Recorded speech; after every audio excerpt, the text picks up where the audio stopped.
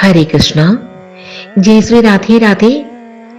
മധുരം സുഹൃതത്തിലേക്ക് എല്ലാവർക്കും സ്വാഗതം. ഭക്തിയുടെ ആദ്യ ഭാവമാണ് ശ്രവണം. ഭഗവാന്റെ കഥകൾ കേൾക്കുക. അങ്ങനെ ഭഗവാന്റെ കഥകൾ നിരന്തരം കേട്ടിട്ട് ഭഗവാനെ നേടിയ ധാരാളം പേരുണ്ട്. രുക്മിണി ദേവിയും ഭക്തപ്രഹ്ലാദനും ഒക്കെ ഭഗവാനെ അങ്ങനെ നേടിയവർ ആണ്. അങ്ങനെ ഭഗവാന്റെ കഥകൾ നിരന്തരം കേട്ടാൽ നമ്മളിൽ ഭക്തി ഉറയ്ക്കും. ഇന്ന് ഗുരുവായൂരമ്പല നടയിൽ ഈ ഒരു വസ്തുവിന് ഗുരുവായൂരപ്പൻ വളരെയധികം പ്രാധാന്യം കൽപ്പിക്കുന്നുണ്ട്. ആ ഒരു കുഞ്ഞു വസ്തുവിന്റെ ഒരു കുഞ്ഞി കഥ നമ്മൾക്കിന്ന് കേൾക്കാം.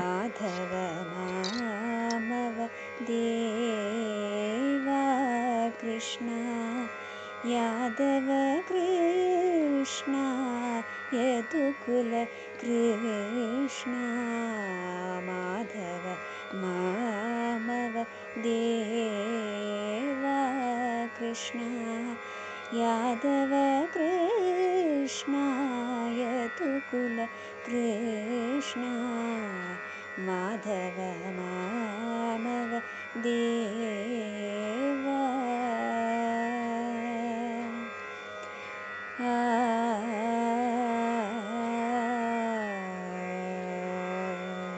ഒരിക്കൽ ഗുരുവായൂരമ്പലത്തിൽ ഒരു ധനികൻ ആനയെ നടക്കിരുത്തി. അങ്ങനെ അദ്ദേഹം ആനയെ നടക്കിരുത്തി വളരെ സന്തോഷത്തോടു കൂടി തന്റെ ഗൃഹത്തിലേക്ക് തിരിച്ചുപോയി. അങ്ങനെ രാത്രി അദ്ദേഹം കിടക്കുമ്പോൾ ഒരു കുട്ടി ഇങ്ങനെ കരയുന്നതായിട്ട് സ്വപ്നത്തിൽ അദ്ദേഹത്തിന് കാണുകയാണ്. അങ്ങനെ അദ്ദേഹം ഇത് നിരന്തര സ്വപ്നം കണ്ടപ്പോഴത്തേക്കും അദ്ദേഹത്തിന് മനസ്സിലായി ഇതിൽ എന്തോ ഒരു അർത്ഥമുണ്ട്. അങ്ങനെ അദ്ദേഹം പ്രശ്നചിന്ത വെച്ച് നോക്കിയപ്പോൾ താൻ നടക്കിരുത്തിയ ആന, അപ്പോൾ ഒരു പർവ്വതാനയുടെ മുകളിലാണ് ആന നടക്കിരുത്തിയത്. അപ്പോൾ ആ പർവ്വതാനയുടെ അടിയിൽ ഒരു കുഞ്ഞിക്കുരു ഈ ആനയുടെ കാലടിയിൽപ്പെട്ട് ചതഞ്ഞരഞ്ഞു പോയി. അപ്പോൾ ഈ കുഞ്ഞിക്കുരു ഗുരുവായൂരപ്പന് ഏറെ പ്രാധാന്യമുള്ളതാണ്. കാരണം ഗുരുവായൂരപ്പന്റെ ഒരു പരമഭക്ത അദ്ദേഹത്തിന് സമർപ്പിച്ച ഒരു കുഞ്ഞു വസ്തുവാണത്. അങ്ങനെയാണ് ഗുരുവായൂരപ്പൻ തന്റെ ഭക്തർ തനിക്ക് നൽകുന്ന വിലപിടിപ്പുള്ള വസ്തുവിനേക്കാളും ഭക്തിയോടുകൂടി എന്ത് സമർപ്പിച്ചാലും അദ്ദേഹം അത് സ്വീകരിക്കും. അത് അദ്ദേഹത്തിന് അധിക പ്രാധാന്യമുള്ളതാണ്. അങ്ങനെയാണ് നമ്മുടെ പൊന്നുണ്ണിക്കണ്ണൻ.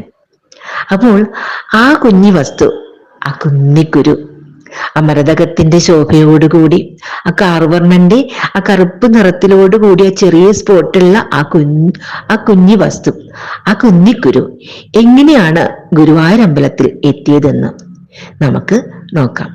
ധാരാളം കഥകൾ ഉണ്ടെങ്കിലും അതിൽ ഒരു മനോഹരമായിട്ടുള്ള കഥയാണ് ഞാനിന്ന് പറയുന്നത്. അനേക വർഷം മുമ്പ് ഗുരുവായൂരമ്പലത്തിലെത്താൻ വളരെ കഷ്ടമുള്ളൊരു കാലം.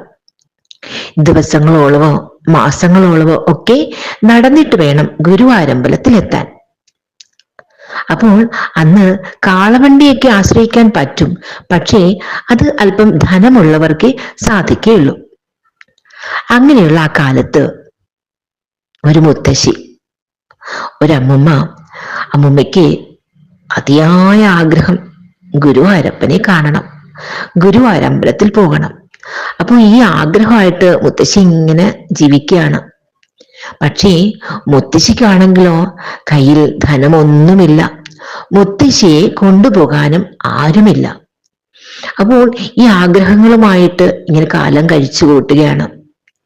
അങ്ങനെ മുത്തശ്ശി തീരുമാനിക്കുകയാണ്, എന്തായാലും ഗുരുവായൂരമ്പലത്തിൽ പോകണം, ഗുരുവായൂരപ്പനെ അപ്പൊ ഉണ്ണിക്കണ്ണനെ കാണണം എന്നുള്ള തീരുമാനം എടുക്കുകയാണ്. അപ്പോൾ ആരെ കാണാനാ മുത്തശ്ശി പോകുന്നത്? ഉണ്ണിക്കണ്ണനെ കാണാനാണ് അല്ലേ? അപ്പോൾ നമ്മൾ കൊച്ചു കുട്ടികളുടെ വീട്ടിൽ പോകുമ്പോൾ നമ്മൾ എങ്ങനെയാ പോകുന്നത്? ആ കുട്ടികൾക്ക് എന്തെങ്കിലും കളിപ്പാട്ടമോ എന്തെങ്കിലും മധുര പലഹാരങ്ങളോ ഒക്കെ ആയിട്ടാവും നമ്മൾ പോകുക. പ്രത്യേകിച്ച് ചക്രവർത്തി കൂടിയാണ് ആര്? നമ്മുടെ പൊന്നു ഗുരുവായൂരപ്പൻ അല്ലേ, പൊന്നുണ്ണിക്കണ്ണൻ. അപ്പോൾ ചക്രവർത്തിയാകുമ്പോൾ തിരുമുൽ കാഴ്ചയൊക്കെ സമർപ്പിക്കണ്ടേ? അപ്പൊ മുത്തശ്ശിക്കാണെങ്കിലോ കയ്യിലൊന്നുമില്ല. അങ്ങനെ എന്താ ഇപ്പൊ ചെയ്യുക എന്ന് മുത്തശ്ശി ഇങ്ങനെ ആലോചിച്ചു. അപ്പോൾ ഇങ്ങനെ മുത്തശ്ശി നോക്കുമ്പോൾ ആ വീടിന്റെ മുന്നില്, ആ വേലിപ്പടർപ്പിൽ ധാരാളം കുന്നിക്കുരു മണികൾ ഇങ്ങനെ പിടിച്ചു നിൽക്കുന്നു. അപ്പൊ കാണാൻ നല്ല മനോഹരമുണ്ട്, കാണാനായിട്ട് അല്ലേ, നല്ല ഭംഗിയാണ് കുന്നിക്കുരു കാണാൻ അല്ലേ. അപ്പൊ മുത്തശ്ശി വിചാരിക്കും, എന്തായാലും ഉണ്ണിക്ക് ഈ കുന്നിക്കുരു മണി കൊടുക്കാം, സമർപ്പിക്കാം, നല്ല ഭംഗിയുണ്ടല്ലോ. അങ്ങനെ മുത്തശ്ശി വളരെ ശ്രദ്ധാപൂർവം ആ കുന്നിക്കുരു എല്ലാം പൊട്ടിച്ചെടുത്തു. എന്നിട്ട് അത് ഒരു കിഴിയാക്കി വെച്ചു. അങ്ങനെ മുത്തശ്ശി എന്ത് തീരുമാനിച്ചു? ഗുരുവായൂരപ്പനെ കാണാൻ പോകാം എന്ന് തീരുമാനിച്ച് അങ്ങനെ മുത്തശ്ശി യാത്ര തിരിക്കുകയാണ്.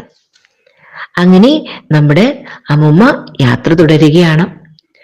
ദേഹത്തിന് ക്ഷീണം, തളർച്ച ഒക്കെ തോന്നുമ്പോൾ ഇരുന്നും വിശ്രമിച്ചും കിടന്നും ഒക്കെ ഇങ്ങനെ യാത്ര തുടരുകയാണ്. അപ്പൊ ഈ യാത്രയില് ആ കുന്നിക്കുരുവിന്റെ കിഴി ഇങ്ങനെ നെഞ്ചോട് ചേർത്ത് വെച്ചിട്ടുണ്ട്, തന്റെ ഉണ്ണിക്ക് സമർപ്പിക്കാനുള്ളതാണ് അല്ലേ. അങ്ങനെ 44 ദിവസം കൊണ്ട് മുത്തശ്ശി ഗുരുവായൂരമ്പലത്തിൽ എത്തുകയാണ്. അന്ന് പടിഞ്ഞാറേ നട വഴിയാണ് പ്രവേശനം. കിഴക്കേ നടയും ഗോപുരവും ഒക്കെ 19-ാം നൂറ്റാണ്ടിന്റെ ഉത്തരാർദ്ധത്തിലാണ് പണി കഴിപ്പിച്ചത്. അങ്ങനെ മുത്തശ്ശി ഗുരുവായൂരമ്പലത്തിലേക്ക് ഇങ്ങനെ പ്രവേശിക്കുകയാണ്. ഭയങ്കര എന്താണ്, ഇങ്ങനെ ശരിക്കും നല്ല ക്ഷീണിച്ചിട്ടാണ് വരുന്നത്. പ്രായം നന്നേ ഉണ്ട്. അപ്പൊ 44 ദിവസം നടന്നു വരുമ്പോൾ ഉള്ള അവസ്ഥയെന്ന് ആലോചിച്ച് നോക്കും, എന്ത് ക്ഷീണമായിരിക്കും അല്ലേ. പക്ഷേ മുത്തശ്ശിക്ക് ആ ഗുരുവായൂരമ്പലത്തിലേക്ക് കടന്നപ്പോൾ ആ ക്ഷീണവും തളർച്ചയും എല്ലാം അങ്ങോട്ട് പോയി.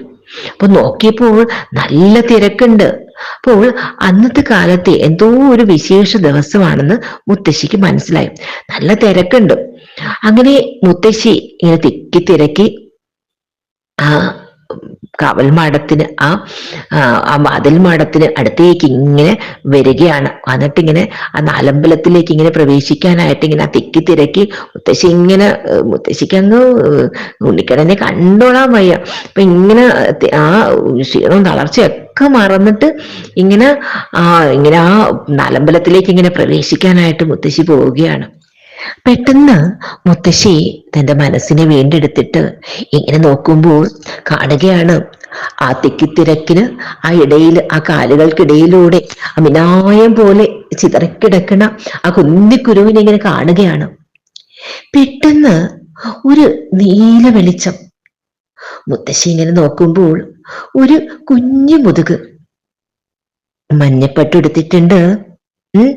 അപ്പോൾ ഒരു കൊച്ചു കുട്ടി ഇരുന്ന് ആ നിലത്തിരുന്ന് ആ കുന്നിക്കുരുവെല്ലാം ഇങ്ങനെ പെറുക്കി പെറുക്കി പെറുക്കി എടുക്കുകയാണ്. അപ്പൊ മിനായം പോലെ മുത്തശ്ശി ഇങ്ങനെ ഇടയ്ക്ക് ഇങ്ങനെ ഓരോരുത്തരും ഇങ്ങനെ തിക്കിത്തിരക്കി ഇങ്ങനെ പോകുന്നതിന്റെ ആ ഒരു ചെറിയ ഗ്യാപ്പിൽ ഇങ്ങനെ കാണുകയാണ്.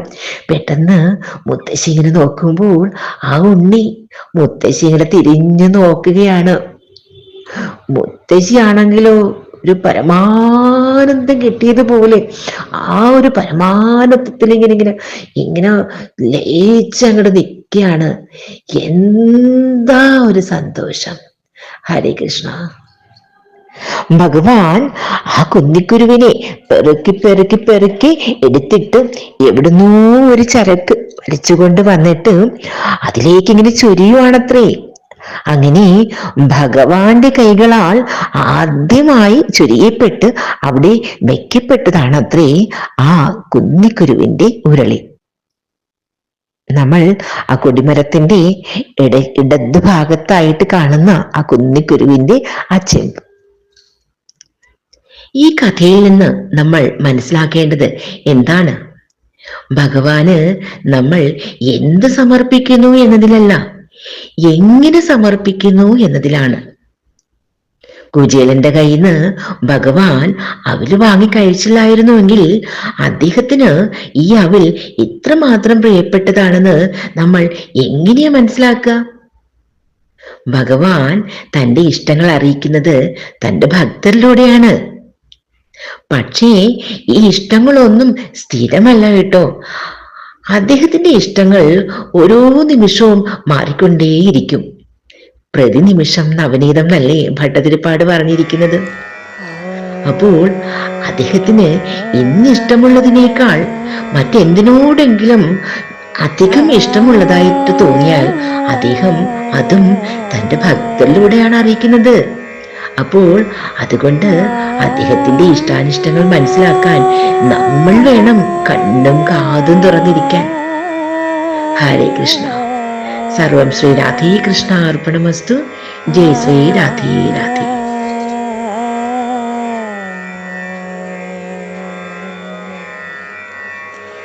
മാധവ മാമവദേവാ കൃഷ്ണ യാദവ കൃഷ്ണ യദുകുല കൃഷ്ണ മാധവ മാമവദേവാ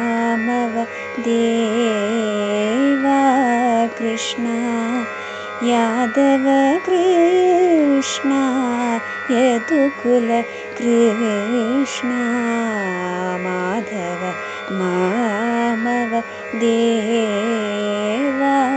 കൃഷ്ണ യാദവ കൃഷ്ണ യദുകുല കൃഷ്ണ മാധവ മാമവദേവാ